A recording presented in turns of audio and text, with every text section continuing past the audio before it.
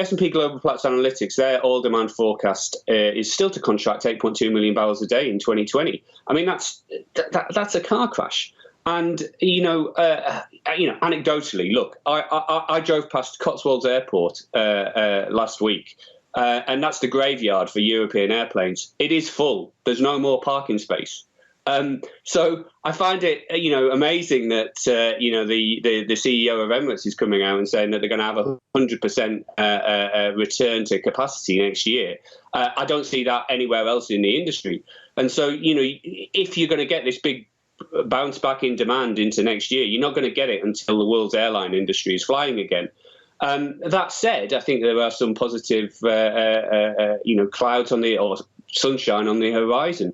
I think if you step outside oil, I think it's very interesting what's happening in some other commodity markets. And, ultimately, if you look at the response economies are making to this, we've had the fiscal response, we've had central banks slashing interest rates, we've had central banks pumping more money into economies. The next phase is massive investment in infrastructure, and that's going to come globally. And we saw this back in 2008, 2009, in response to the financial crisis. What did we get out of that? We got a rally in some of the industrial commodity markets. It was a super cycle.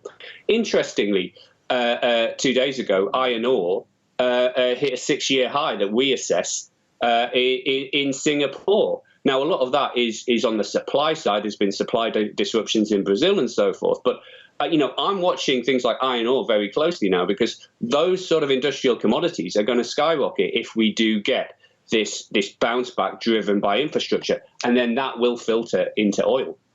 Andy, the key question for everybody is this just a rebound phenomena, or is it a proper recovery? I mean, I've been looking very closely at the Chinese oil demand, and clearly they are back to where they were, and they've been using, I think, the lower prices opportunistically to refill reserves.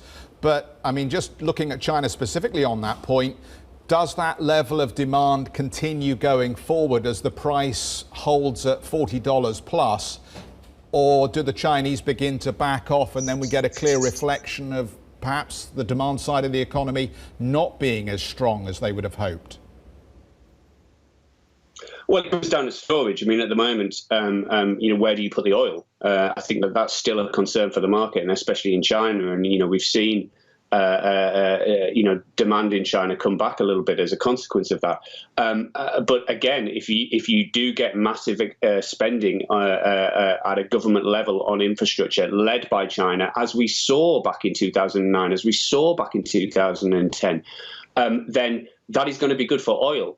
And at these prices, it's economically very attractive to do that.